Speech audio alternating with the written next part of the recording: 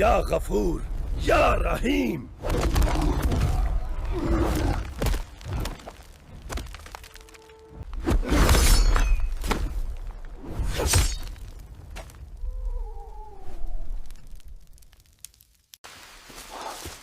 I must keep going. This scroll is the only way out.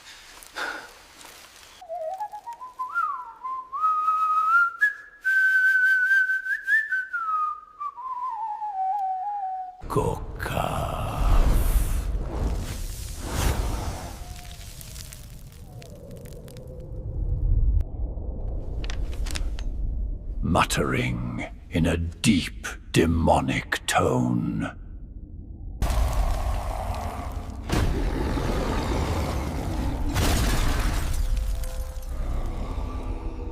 Episode 50D। तेज आंधी और गर्म रेत के तूफान के बीच एक सूखी वादी में हैदर और उसकी टीम उतरी। जमीन कांप रही थी और फिजा में जैसे किसी अदृश्य शैतानी तासीर की गूंज थी। सामने दूर एक धुंधली परछाई सी काली मीनार दिखाई दे रही थी। यही था साया घाट, वो इलाका जहां से कई जिन और परी जातियों के खून से लथपथ राज शुरू होते थे। यास्मीन, जमीन से आंखें मत हटाना, हैदर ने कहा। उसकी आवाज में एक डरावना ठहराव था।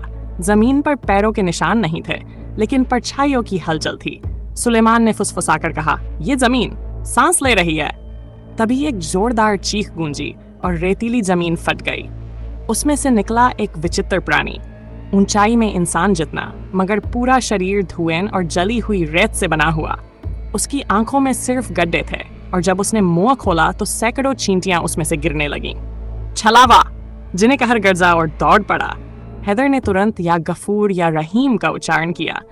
जिन्हें कहर के शरीर पर नूरी लपटें दौड़ गई और उसने छलावे को एक मुक्के में धरती में गाड़ दिया, मगर वो फिर से धुएं में बदलकर हवा में उड़ गया। यहाँ सिर्फ ताकत नहीं, अक्ल की भी जरूरत है। परी महावीन हवा में उड़ी और अपने नाजुक मगर नूरी पंखों से एक तावीज जमीन पर गिराया। उस तावीज के गिरते ही जमीन स्थिर हो गई और एक पुराना दरवाजा दिखाई दिया। ताले के ऊपर एक अंगूठी बनी हुई थी। ये क्या है? फरीद ने पूछा।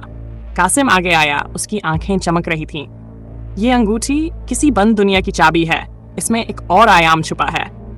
हैदर ने हाथ बढ़ाया, लेकिन जैसे ही अंगूठी छुई उसे एक झटका लगा और वो बेहोश होकर गिर पड़ा। सब दौड़े उसकी ओर। यास्मीन ने उसे सीने से लगाया, उसकी आंखों से आंसू गिर रहे थे। उठो हैदर, मुझे छोड़कर मत जाना। तभी एक सफेद रोशनी जमीन से निकली और आसमान को चीरती हुई ऊपर चली गई। सबने ऊपर देखा, वो एक पैगाम था। दूर से कबूतरों की कतार दिखाई दी, जिनके पांव में छोटी छोटी शीशियों में कुछ चमकती चीजें थीं। परी महावीन ने एक शीशी को खोला, उसमें फेरो मुर्शद की मुहर थी।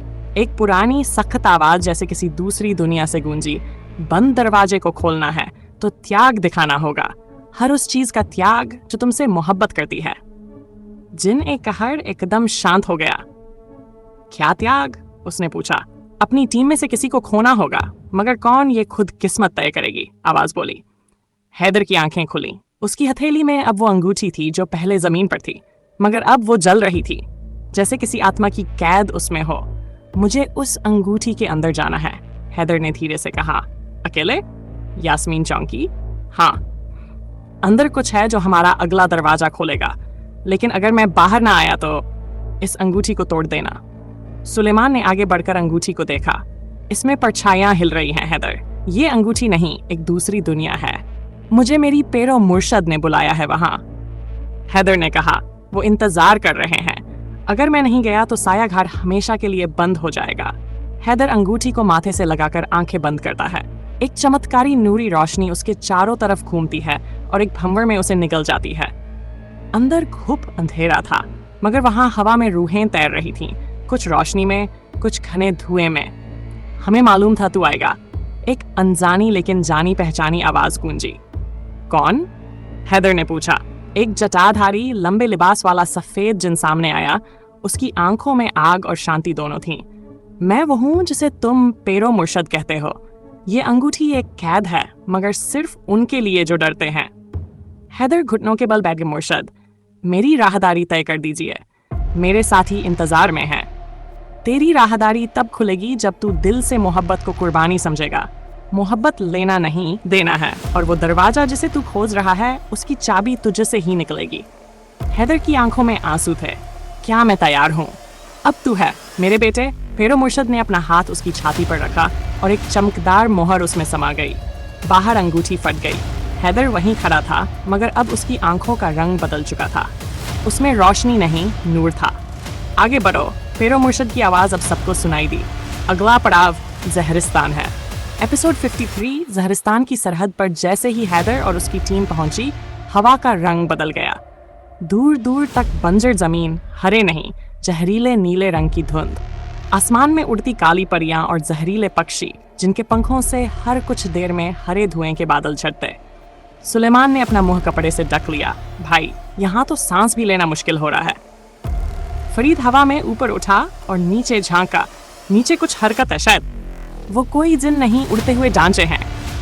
हैदर ने जिन्ने कहर को इशारा किया। तैयार रहो, और अगर जरूरत पड़ी तो या रहमान या रहीम पढ़ते ही हमला करना। तभी धुएं में से एक भयानक रोंगटे खड़े कर देने वाली हंसी सुनाई दी। जहरिस्तान का दरबान सामने आया। एक अधमरा जिन जिसका आधा शरीर सांपों से बना था और आधा पत्थर जैसा सख्त। तुम सब यहाँ क्यों आए हो? मौत की दहलीज पर खड़े हो और जवाब ढूंढते हो? हैदर ने आगे बढ़ते हुए कहा, हमें अगला दरवाजा खोलना है, रास्ता दो। उस जिन की आंखें चमकी। दरवाजा ताला मांगता है, और ताला कुर्बानी। जमीन पर अचानक एक गोला बना और उसमें से निकला एक छोटा बच्चा, परियों जैसा चेहरा, मगर आंखें पूरी तरह काली। माहवीन चीखी, ये बच्चा नहीं, ये भ्रम है। उसने अपने पंखों से रोशनी फेंकी, लेकिन बच्चा धीरे धीरे हवा में उड़ने लगा और उसकी पीठ पर 2 जहरीले पंख निकल आए। तभी पास की झाड़ियों से एक और परछाई निकली। परी नोहर, जो जहरिस्तान की कैदी थी, उसके गले में लोहे की जंजीर थी और आंखों में इंसानों के लिए दया। मुझे इस जमीन से निकाल दो, नोहर ने कहा। मैं बताऊंगी अगला रास्ता कहाँ है। क्यों भरोसा करें? यास्मीन ने पूछा। नोहर ने अपनी हथेली से एक चमकदार पत्थर निकाला। उसमें से निकली एक नन्ही आवाज, फेरो मुर्शद की इजाजत है। हैदर ने जरा भी देर नहीं की। उसने तलवार निकाली और उस जंजीर पर वार किया। जंजीर टूटी तो जमीन कांपने लगी। जहरिस्तान का दरबान चीखा, अब तुमने उसका कैद खोला तो बदले में किसी को छोड़ना होगा। नियम यही है।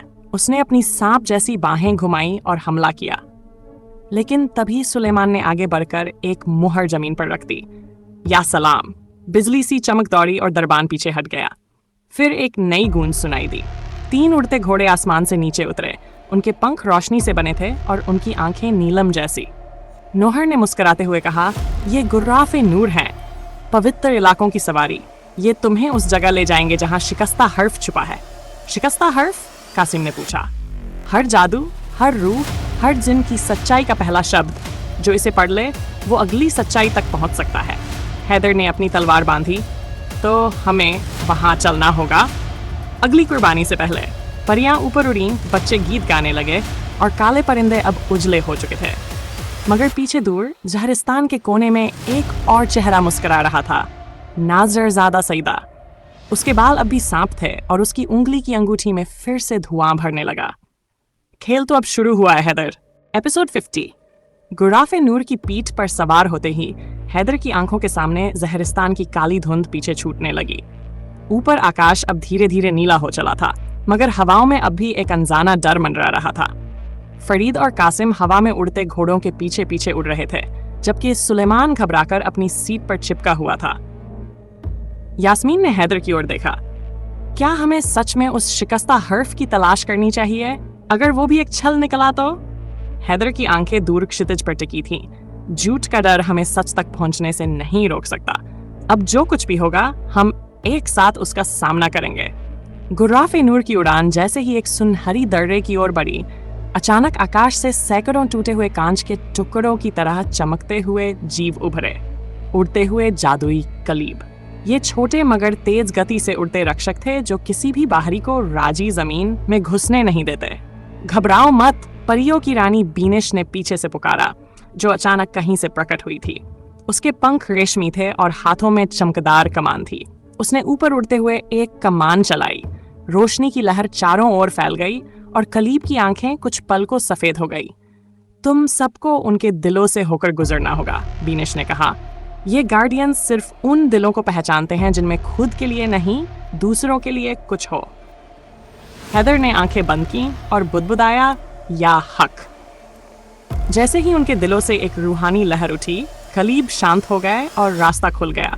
राजी जमीन में प्रवेश करते ही उन्हें सामने एक रहस्यमय झील दिखी, मगर ये झील पानी की नहीं, चमकती हुई रेत की थी, जिसमें समय जैसे कैद था। हर रेत के कण में एक पुरानी कहानी, एक भूला हुआ चेहरा, एक पिछड़ा सपना। जिन्हें कहर पहली बार कुछ कहे बिना नहीं रह पाया। ये जमीन बोलती नहीं, ये सुनती है, लेकिन सवाल केवल सच्चे पूछ सकते हैं। तो पूछो, हैदर ने कहा। यास्मीन ने आगे बढ़कर झील के पास एक पत्थर पर हाथ रखा। हमें शिकस्ता हर्फ तक जाना है, उसकी रोशनी चाहिए अंधेरे के खिलाफ। रेत अचानक घूमने लगी और एक रहस्यमयी दरवाजा उभरा, मगर ये दरवाजा किसी पेड़ या पत्थर में नहीं, बल्कि एक अंगूठी के भीतर था, जो अब रेत से निकली थी। ये वही अंगूठी है जो सईदा के हाथ में थी। सुलेमान ने कांपते हुए कहा, इसका मतलब है सईदा ने कुछ छुपा रखा है यहाँ, या कोई इंतजार कर रहा है। अंगूठी से अचानक एक परछाई निकली, एक छोटा जिन बच्चा जो थक कर वहीं बैठा हुआ था। उसकी पीठ पर चाकुओं के निशान थे। मुझे छुड़ाओ, मैं सईदा के जादू में फंस गया था, लेकिन मैं जानता हूं कि शिकस्ता हर्फ कहाँ है। हैदर ने बच्चे को गोद में उठाया और कहा, तू अब मेरे साथ है, कोई तुझे चोट नहीं पहुंचा सकता। तभी हवा में एक बार फिर शोर हुआ। काले बादल और उनके साथ परियां, जो सईदा की जादुई शक्ति से छीन ली गई थीं, अब आकाश में आजाद थीं। हम तुम्हारे साथ हैं, उनमें से एक ने पुकारा। हमें भी हमारा बदला लेना है। पश्चिम दिशा में अब एक नया द्वार दिखाई दिया, जिसे खोलने के लिए रेत, आंसू और वक्त की जरूरत थी। और सबसे पहले एक सच्ची दुआ। हैदर ने अपनी आंखें बंद की और दिल से कहा, या नूर, हमें तन्हा मत छोड़ना। एपिसोड गुराफे नूर के पंख अब एक नए रुख की ओर मुड़े, पश्चिम की ओर, जहां मुनक्सिर दरवाजा का राज छुपा था। हवाएं गर्म थीं, जैसे वक्त खुद झुलस रहा हो। सुलेमान ने गर्दन झुकाकर हैदर से पूछा, क्या ये वही दरवाजा है जो शिकस्ता हर्फ तक जाता है? जवाब में बीनिश परी ने सिर हिलाया। हाँ, मगर हर शब्द से पहले एक भाव गुजरता है, और ये दरवाजा भावनाओं को कचोटता है। हवा में अचानक फिरकनी की तरह घूमते हुए परिंदे दिखाई देने लगे, मगर ये आम परिंदे नहीं थे। उनकी आंखों में समझदारी थी, बोलने की कोशिश थी। उनमें से एक नीलापन लिए कबूतर हैदर के कंधे पर आ बैठा। मुझे सुलगती सरजमी से भेजा गया है, कबूतर बोला। मेरा नाम है सलाम, मैं वो बोलता हूँ जो बच्चों के दिलों में होता है। हैदर ने हल्की मुस्कान के साथ सिर हिलाया। तो बोल सलाम। मजलूम जिन बच्चों की सिसकियां जख्म बन चुकी हैं, उनका बदला सिर्फ तलवार से नहीं, दुआ से भी लिया जाएगा, सलाम ने कहा। मगर तुम्हें हर रुकावट के बीच अपनी मोहब्बत को बचाना होगा। यास्मीन को खोया तो सब कुछ खो दोगे। यास्मीन, जो पास खड़ी थी, अचानक थोड़ा दूर खिसक गई। उसकी आंखों में उदासी थी। क्या तुम अब भी वही हो जो मुझसे वादा करके निकला था? उसकी आवाज भीगी हुई थी। हैदर कुछ कहने ही वाला था कि जमीन कांपने लगी। अचानक जिन ए बुरहान जमीन फाड़कर प्रकट हुआ। एक काला, भयानक जिन जिसकी आंखें जले हुए अंगारों जैसी थीं और जिस पर कोई वचन नहीं चलता था। उसके हाथों में पत्थर की बड़ी हथौड़ी थी जो हर वार में पहाड़ चीर सकती थी। तुम सबने मेरे बेटे रोबान को मारा, अब तुम सब उसकी आग में जलोगे, वगरजा। जिन कहर ने हैदर की ओर देखा, जैसे इजाजत मांग रहा हो। हैदर ने सिर झुकाकर कहा, या काहर, तुझे हक है। एक बिजली सी चमकी और जिन कहर गरजता हुआ आगे बढ़ा। हर बार जब उसका मुक्का बुरहान के शरीर से टकराता, धुएं और चिंगारियों की लहरें उठती। सुलेमान ने पीछे से एक ताबीज निकाला और जमीन पर मारा। ये देख, तेरे बेटे की आत्मा अभी तक चीख रही है अपने किए के लिए। बुरहान एक पल को रुका, मगर फिर उसकी चीख और तेज हुई। उसी वक्त आसमान में फिर परियां प्रकट हुई। उनकी अगुवाई कर रही थी रूहसार परी, जो बुरहान की भतीजी थी। चाचा जान, तुम जुल्म की आंधी में खुद को भूल गए हो, रूहसार चीखी। मगर आज मैं तुम्हें रोशनी दिखाने आई हूँ। उसने अपने हाथों से रोशनी की लकीर खींची और बुरहान की आंखों में डाली। जैसे ही रोशनी पहुंची, बुरहान कांपा और घुटनों पर गिर पड़ा। माफ कर दो, मैं अंधा हो गया था। हैदर ने पास जाकर उसकी पीठ पर हाथ रखा। तेरा गुस्सा जायज था, मगर तरीका गलत। बुरहान ने अपने हाथ से अपनी हथौड़ी हैदर को दी। अब ये तेरी है, जहां ये गिरेगी वहां जूट का दरवाजा नहीं खुलेगा। दरवाजे की ओर लौटते हुए यास्मीन ने हैदर का हाथ थामा। मैं नाराज थी, पर अब जानती हूँ तू खुद को खो रहा था ताकि हमें पा सके। हैदर ने उसकी आंखों में देखा, मुझे बस तेरा साथ चाहिए। दुनिया का कोई दरवाजा अकेले नहीं खुलता। गुराफ नूर ने फड़फड़ाकर पंख खोले और सबको अगले मुकाम की ओर उड़ान भरने का इशारा दिया। पीछे रह गया मुनक्सिर दरवाजा, मगर आगे इंतजार कर रही थी एक ऐसी दुनिया जहां हर सोच, हर धड़कन और हर मोहब्बत की कीमत चुकानी थी। एपिसोड फिसिस्ट। गुराफ नूर की पीठ पर सवार टोली अब एक ऐसे इलाके में पहुंच चुकी थी जहां रेत नहीं, हवा उड़ती थी। नजर के सामने कुछ नहीं, मगर हर सांस एक नए रहस्य की झलक देती थी। यहाँ हवाएं भी बात करती थीं और चुप्पी भी जादू करती थी। सुलेमान ने नीचे झांक कर कहा, भाई ये जगह नक्शे में तो नहीं थी। बीनिश परी ने फुसफुसाकर जवाब दिया, क्योंकि ये इलाका हर्फे गुमशुदा का है। यहाँ हर वो नाम खो जाता है जिसे लोग भूल चुके हों। गुराफ नूर ने अचानक एक चट्टान पर उतरना शुरू किया। जैसे ही जमीन पर कदम पड़ा, हवाओं का रंग बदल गया, हल्का नीला, जैसे यादों की धुंध उतर रही हो। तभी दूर से एक ऊंची चीख सुनाई दी। तौबा, ये कौन है? यास्मीन ने खुद को हैदर के और करीब कर लिया। हैदर ने तलवार खींच ली। तैयार रहो, कोई हमें देख रहा है। पेड़ों के झुरमुटों से अचानक 3 परियां निकली, मगर ये कोई आम परियां नहीं थीं।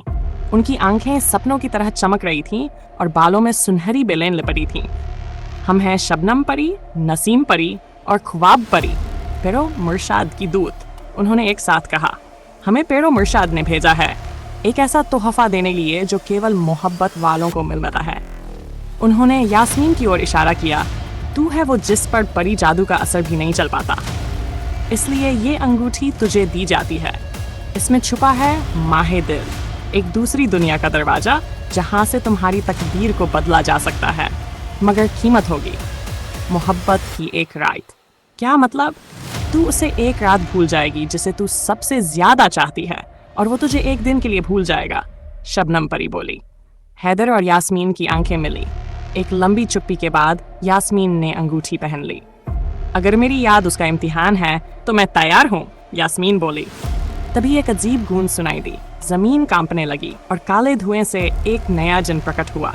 उसका नाम था आफरीन, जो हंसी में आग छुपाकर लाता था। वो जिन जो हर अच्छे पल को बद्दुआ में बदल देता। मैं हूँ तुम्हारा इम्तिहान, और ये खेल अब मोहब्बत से नहीं, मायूसी से होगा, उसने गरजते हुए कहा। जिन कहर ने दहाड़ मारी। ए आफरीन, अल्लाह के नाम से हट जा। मगर आफरीन ने अपनी हंसी के साथ जिन कहर को छू लिया और जिन कहर ठिठक गया। हाँ, तेरा गुस्सा अब मेरी मायूसी में डूबेगा। हैदर ने तलवार उठाई, मगर तभी यास्मीन चीखी, रुको। उसने अंगूठी को जमीन पर मारा। एक तेज रोशनी फूटी और माहे दिल की दुनिया का दरवाजा खुल गया। वहां से एक नन्ही परी निकली जिसका नाम था इल्मा। उसकी आंखों में बच्चों सी मासूमियत और बुजुर्गों सा सुकून था। इल्मा ने अपने नन्हे हाथ उठाए। मैं भुला दी गई यादों की रक्षक हूँ और तेरी मायूसी का जवाब हूँ आफरीन। उसने अपनी हथेली से रोशनी का तीर चलाया जो सीधे आफरीन के सीने में जा घुसा। आफरीन की हंसी बंद हो गई। वो कुछ पल चुप खड़ा रहा, फिर धीरे धीरे धुएं में बदल गया। टोली थक चुकी थी, मगर यास्मीन की आंखों में अब भी कुछ बदल चुका था। तू मुझे भूल चुका है? उसने हैदर से पूछा। हैदर ने एक पल सोचा, फिर मुस्कुरा दिया। तुम कौन हो? उसने आंखों में झांकते हुए कहा। यास्मीन की आंखें भर आईं, मगर तभी एक कबूतर आकर उनके बीच बैठ गया। मोहब्बत कभी रुकती नहीं, बस इम्तिहान में देर होती है, कबूतर बोला। आसमान में फिर से गुराफ नूर ने पर फड़फड़ाए और एक नई उड़ान के लिए सब सवार हो गए।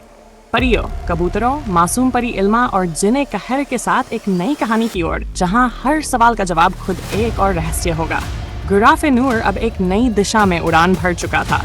उसके पंखों से निकलती चांदी जैसी रोशनी आसमान में एक चमकता हुआ रास्ता बनाना आती जाती थी। टोली में खामोशी थी, पर सबकी आंखों में एक अलग ही बेचैनी झलक रही थी, जैसे हर कोई किसी अनदेखे तूफान की आहट को महसूस कर रहा हो। सुलेमान ने चुप्पी तोड़ी। ये इल्मा परी, कहीं ऐसा तो नहीं कि वो हमें किसी और बड़ी परीक्षा की ओर ले जा रही है? इल्मा ने मुस्कुराकर कहा, हर रहस्य का दरवाजा पहले डर की शक्ल में आता है, फिर वो सच्चाई बन जाता है। अचानक गुराफ नूर रुक गया। उसके आगे एक तैरता हुआ किला दिखाई दिया। बादलों पर तैरता एक पुराना टूटा फूटा किला, जिसकी दीवारों से रोशनी नहीं, सायों की चीखें निकल रही थीं। ये है तस्लीम का किला, इल्मा बोली। यहाँ वो जादू छुपा है जो जिन्नों और परियों की दुनिया को जोड़ता है, लेकिन इस पर अब जख्मी जल्लाद जिन्न का कब्जा है। हैदर ने तलवार कसकर पकड़ी, तो अब उस जख्मी से टकराना ही होगा। टोली नीचे उतरी। किले का गेट खुद ब खुद खुला, मगर अंदर एकदम अंधेरा था। बस एक धीमी आवाज गूंज रही थी, जैसे कोई लगातार किसी का नाम ले रहा हो। मुर्शद, मुर्शद। जैसे ही सब अंदर पहुंचे, एक छाया ने हमला कर दिया। ये कोई आम जिन नहीं था, उसके हाथ लोहे की जंजीरों से ढके थे और हर सांस के साथ हवा में बारूद की बू फैल रही थी। मैं हूँ कैद जिन जालिब, जिसने अपने जिस्म से अंधेरे को जन्म दिया, उस जिन ने गरजते हुए कहा। जिन कहर ने हाथ उठाया, लेकिन उससे पहले ही जालिब ने अपनी लोहे की चेन फेंकी, जो सीधे हैदर के पैरों को जकड़ गई। तेरे पैरों से पहले तेरी यादों को कैद करूंगा, वो चीखा। तभी एक अजीब सी सीटी की आवाज आई और अचानक परियों की सेना आसमान से उतरी। उनमें से एक परी, जिसकी पोशाक बिजली जैसी चमक रही थी, बोली, हम हैं परियों की रिहाई टोली, और जालिब अब तेरा वक्त खत्म हुआ। परियों ने अपनी रोशनी जालिब की जंजीरों पर फेंकी। जंजीरें पिघलने लगीं। हैदर ने उसी वक्त या हफीज या नासिर पुकारा, और जिन ए कहर पूरी ताकत के साथ उभर आया। एक भीषण टक्कर हुई। जालिब हवा में उड़ा और जिन ए कहर का गुस्सा उसकी छाती में जाकर फट गया। जालिब धुएं में बदला और उसकी जगह रह गया बस एक चमकता पत्थर। ये पत्थर तस्लीम हक है, इल्मा ने कहा। जो इसे दिल से अपनाता है वो हर झूठे ख्वाब को पहचान सकता है। हैदर ने पत्थर को उठाया और तभी सबकी आंखों में एक अजीब सी रोशनी चमकी, जैसे कुछ पुरानी यादें लौट आई हों। यास्मीन ने धीमे से कहा, मुझे तुम्हारा नाम याद आ गया। हैदर मुस्कुराया, मुझे भी, और वो पहली बात भी जो तुमने कभी मेरे लिए कही थी। अचानक आसमान से एक चिट्ठी लटकती आई, एक पक्षी की चोंच में बंधी हुई। चिट्ठी में बस एक ही नाम लिखा था, पैरो मुर्शद। साथ में एक संदेश, अब तुम्हारी परीक्षा नहीं, तुम्हारी पहचान शुरू होती है। चलो उस जगह जहां तुम्हारी आत्मा को जन्म मिला था, नूर अल अर्ज की ओर। टोली एक बार फिर उड़ान के लिए तैयार हुई, मगर अब उनके साथ परियों की रिहाई टोली भी थी, और आसमान की सीढ़ियां जैसे खुद ब खुद बन रही थीं। हर किसी की आंखों में अब एक नई चमक थी, मगर रास्ता अभी और गहरा और ज्यादा रहस्यमय होने वाला था। गुर्राफ़े नूर आसमान में ऐसे उड़ रहा था जैसे कोई दुआ किसी दरगाह तक पहुंच रही हो। नीचे दूर दूर तक रेगिस्तान था, मगर अचानक सब कुछ बदल गया। आसमान के रंग स्याह होते गए और जमीन हरे जंगल में तब्दील होने लगी। ये जगह नूर अल अर्ज नहीं लगती, यास्मीन ने हैरान होकर कहा। इल्मा परी ने जवाब दिया, नहीं, ये तहबहर है, एक छिपी हुई दुनिया जो अंगूठियों में बसी है। हमें अभी असली दरवाजा पार करना होगा।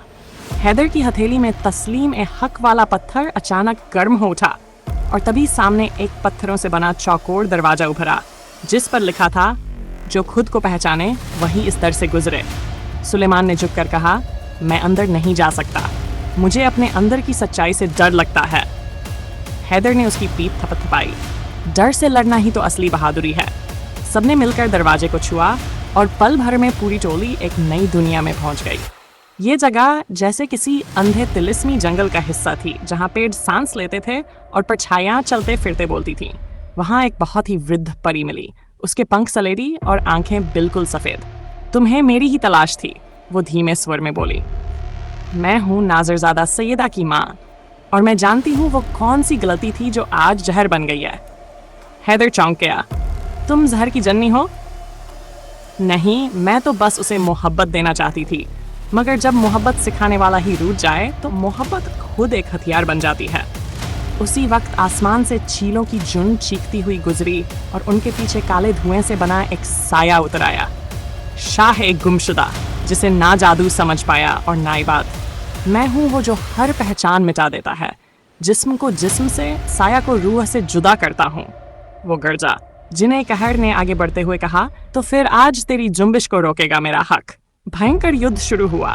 साया अपनी रूह को धुने में बदलकर जिन्हें कहर को घेरने लगा, पर उसी समय परिसेना के एक योद्धा ने नूर की वाणी से एक धुन छेड़ी और हवा में चमकने लगे कुरानी हरफ। हैदर ने फिर या नूर या मुजीब पुकारा और एक चमकती हुई सीढ़ी आसमान से उतरी। उस सीढ़ी पर खड़े थे पैरो मुर्शद, एक लंबे सफेद लिबास में, जिनकी आंखें जैसे पूरे अंधेरे को पी रही थीं। रुक जाओ, मुर्शद की आवाज गरजी। शाह गुमशुदा की रूह कांपने लगी और उसकी परछाई पिघलती गई।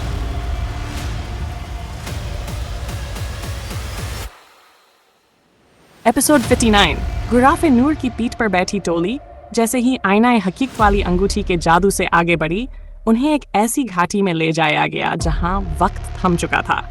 पेड़ अपनी ही छाया में दुबके हुए थे और जमीन पर रेत की जगह धुआं फैला था। या एपिसोड गुराफे नूर की पीठ पर सब सवार थे जब अचानक आसमान का रंग बदलने लगा। बिजली की एक चमक से धरती हिल गई और एक तेज रोशनी के साथ कोई नीचे उतरा। लिबास सफेद, चेहरा नूरानी और आंखों में वो रहस्य जो हर दिल का पर्दा चीर दे। उनके कदम जमीन पड़े तो रेत की जगह गुलाब खिल उठे। गुराफे नूर ने अपना सिर झुका दिया। हैदर ने आगे बढ़कर अदब से सर झुकाया। मुर्शिद, आप यहाँ? फिर मुर्शाद ने अपना दायां हाथ उठाया। एक नीला उजाला हैदर की तरफ बहा। तू अब वक्त के करीब है, लेकिन वक्त तेरे करीब नहीं, उन्होंने गूंजती आवाज में कहा। मैं तेरी मदद करूंगा, लेकिन हर मदद एक इम्तिहान होगी। सुलेमान पीछे से फुसफुसाया। मुझे समझ नहीं आया, क्या मुर्शिद मदद कर रहे हैं या डराया जा रहा है? यास्मीन ने उसकी कंधे पर थपकी दी। जहां मुर्शिद हो वहां डर नहीं, समझ होती है। मुर्शिद ने अपनी उंगली से रेत पर एक गोल दायरा खींचा। उस दायरे में जादुई चिंगारियां उठने लगीं और एक खिड़की सी खुली। उसमें एक अजीब नजारा था, एक और दुनिया जहां परियां और जादुई घोड़े हवाओं में तैर रहे थे और जिन नाचते हुए आग से कवच बना रहे थे। ये क्या है? हैदर ने पूछा। ये है तालिस्मी आईना खाना। इसमें हर वो चीज कैद है जो झूठ को सच बना सकती है और सच को झूठ। मगर इसमें दाखिल होने से पहले एक कुर्बानी देने जवाब दिया। किस चीज की कुर्बानी? सुलेमान ने डरते हुए पूछा। मुर्शिद मुस्कराए। वो चीज जो तुम्हें सबसे अजीज है, घमंड, शक या मोह। जिसे त्याग सको वही असली ताकत बनेगी। इससे पहले कि कोई और कुछ कहता, गुफा की दिशा से एक काली आंधी उठी। हवा में जहरीली सिसकियां गूंजने लगीं और फिर प्रकट हुए जुल्म जख्मी जिन, जिनके चेहरे आधे झुलसे हुए और आंखें लहू से भरी थीं। जिन एक कहर एकदम आगे बढ़ा, मगर मुर्शिद ने उसे रोका। इस बार तेरा हाथ नहीं, उसकी जबान काम आएगी। हैदर ने या जब्बार का नारा लगाया और जिन कहर के जिस्म से रोशनी फूटी। उसकी आंखें नीली हो गई और वो एक तेज आवाज में गुर्राया। हम हक पे हैं और हक किसी से डरता नहीं। जुल्म जख्मी जिन चीखते हुए हमला करने लगे, मगर तभी आसमान से परियां उतरी। उनके पंख आग के धुएं से बने थे। एक परी जिसकी आंखों में चांदनी थी बोली, हम हैं प्यार और तावीज की रखवाली करने वाली परियां। हमें बुलाया गया है तुम्हारी हिफाजत के लिए। और साथ ही पीछे से उड़ते हुए आए 2 उड़ने वाले घोड़े, जिनके पंख मोर की तरह फैले थे और आंखों में लाल बिंदु थे। फिर मुर्शिद ने हैदर को एक पत्थर दिया जिसमें खुदा था। जब तुम्हारा दिल हिलने लगे, इसे जमीन पर रखना। ये तुम्हें झूठ और फरेब से बचाएगा। जिन्हें कहर ने एक कहरनाक चपट्टा मारा और एक जख्मी जिनको उठाकर आसमान में दे मारा, वो चीखता हुआ राख में बदल गया। एक और जिन जिसकी पीठ पर नाग थे और हाथों में लोहे की चेन, यास्मीन की तरफ लपका, मगर परी शाबाज परी ने अपनी आंखों से रोशनी की बौछार की और उसे गिरा दिया। हैदर ने चिल्लाकर कहा, अब हमारे साथ सिर्फ सच्चे आएंगे, बाकियों के लिए दरवाजे बंद हैं। फिर मुर्शिद ने मुस्कुराकर गर्दन हिलाई और पीछे हटते हुए बोले, अब तुम पर यकीन है, मगर याद रखो, साया जितना काला हो, रोशनी उतनी तेज होनी चाहिए। और जैसे ही वो हवा में गायब हुए, जमीन पर एक नई सीढ़ी उभर आई, रेत की बनी, मगर हर कदम पर एक हर्फ लिखा हुआ, सबराउन के लिए रोशन रास्ता। हैदर ने पहला कदम रखा और सीढ़ी खुद ब खुद ऊपर उठने लगी। यास्मीन ने उसका हाथ थामा और मुस्कुराई। अब डर नहीं लगता। लेकिन दूर नाजरजादा सैयदा एक अंगूठी को रगड़ते हुए फुसफुसा रही थी। मुर्शिद ने क्या दिया मैं छीन लूंगी, अपनी रूह की कीमत पर भी। अभी खेल जारी था और तालिस्मी रास्ते अब खुल चुके थे।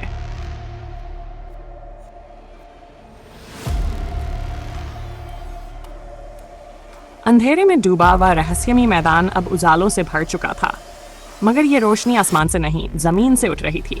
वहां जहां जमीन की दरारों से नीली जैसे बिजली सी लकीरें निकल रही थीं। हैदर और उसकी टोली कुछ पल के लिए स्तब्ध रह गई। यह कोई आम जमीन नहीं है। बिलाल की शांत लेकिन भारी आवाज गूंजी। फरीद ने फिजा में ऊंचाई से मंडराते हुए चिल्लाया, नीचे एक तिलिस्मी गोला है। जमीन के नीचे कोई दूसरी दुनिया सांस ले रही है। हैदर ने झुककर दरार के पास हाथ रखा और तभी वह कंपकंपी से भर गया। एक आवाज, बहुत धीमी लेकिन साफ, फेरो मुर्शिद, उसने आंखें बंद की और बुदबुदाया, या गफूर या रहीम। एक झटके में हवा भारी हो गई और फिर बादलों के बीचों बीच से एक जलता हुआ सुनहरा घोड़ा नीचे उतरा। ग्राफेनोर। उसके पंख चांदी के थे और माथे पर एक आंख जैसी जड़ी हुई नीलम की चमकती हुई निशानी। उसके ऊपर बैठा था पेरो मुर्शिद, एक रोशन चोगा, चेहरे पर लंबी सफेद दाढ़ी और नजरों में एक ऐसी चमक जो वजूद चीर दे। हाय हैदर, उसने गंभीर आवाज में कहा, तू अब तिलिस्म की उस हद पर है जहाँ हर दोस्त शक और हर दुश्मन रहमत लग सकता है। यास्मीन ने आगे बढ़कर सवाल किया, क्या हमें सच में इस दरार से नीचे जाना चाहिए? पेरो मुर्शिद ने उसकी ओर देखा और उसकी आंखों से रोशनी की एक सीधी किरण यास्मीन के दिल से टकराई। वह कांप गई मगर फिर खुद को संभाल लिया। नीचे अंगूठी का संसार है, उन्होंने बताया, एक ऐसी दुनिया जो कभी एक जिन की अंगूठी में कैद थी। अब वो अंगूठी टूट गई है और जो वहां बसा था वह सब बाहर निकल रहा है। सुलेमान ने धीमे स्वर में पूछा, क्या वो सब हमारी तरफ आ रहा है? नहीं, मुर्शिद ने कहा, तुम्हें वहां जाना है क्योंकि छलाव अब वहां के रास्ते बनकर खड़े हैं। एकदम से जमीन के नीचे से नीले धुएं की रेखाएं उठी और छायाएं उभरने लगीं। वह इंसानों की तरह लगती थी, लेकिन उनकी चाल में अजीब सी लचक, चेहरों पर कोई भाव नहीं, और जब बोलते तो सबके चेहरे बदल जाते। मैं हैदर का चाचा हूँ, एक छाया ने कहा। मैं यास्मीन की बहन हूँ, दूसरी बोली। सबने एक पल को अपने होश खो दिए, लेकिन तभी जी ने कहर की चीख हवा में गूंजी, या हक। वह आग की तरह दहाड़ता हुआ सामने आया और एक छलावे को एक ही वार में 2 हिस्सों में तोड़ दिया। लेकिन जैसे ही उसका वार खत्म हुआ, पीछे से एक छाया उसकी पीठ पर कूद पड़ी। मगर इससे पहले कि वह वार कर पाता, सलमान ने तलवार से उसकी गर्दन अलग कर दी। युद्ध शुरू हो चुका था। फरीद हवा में उड़ते हुए ऊपर से रणनीति दे रहा था। कासिम एक तिलिस्मी मंत्र से सभी साथियों को शक्ति दे रहा था। महवीन ने यास्मीन का हाथ थामा और बोली, अगर तुम्हारा प्रेम सच्चा है तो ये छायाएं झूठ में दम तोड़ेंगी। यास्मीन ने आंखें बंद की और हैदर का नाम पुकारा, एक धीमे प्रेम से भरी पुकार जो मैदान में गूंज गई। और तभी सब छायाएं रुक गई। कुछ छायाएं कांपने लगीं, जैसे उस नाम की शक्ति ने उनके भ्रम को तोड़ दिया हो। मगर तभी आकाश से एक नई आकृति उतरी, नजरादा जैसी लाल आंखें और सांपों से भरे हुए बाल। तुम सब इस अंगूठी के मोह में हो। ये अंगूठी अब टूटी है, मगर उसका द्वार अब भी खुला है और मैं उसका दरबान हूँ। उसने जोर से चिल्लाया और आकाश में एक रिंग टूटी। उससे अंदर की दुनिया बाहर गिरने लगी। परियां, राक्षस, जंजीरों में बंधे जिन, सब कुछ। पेरो मुर्शिद ने ऊपर देखा, फिर हैदर से कहा, अब असली लड़ाई शुरू हो रही है, नीचे उतरने की हिम्मत रखो। हैदर ने तलवार को जमीन में गाड़ा और बोला, अगर इस तलवार में अल्लाह का नाम है तो फिर डर किस बात का? और तभी जमीन फटी और सब उस दरार में गिर पड़े, अगली दुनिया की ओर, अंगूठी के संसार में।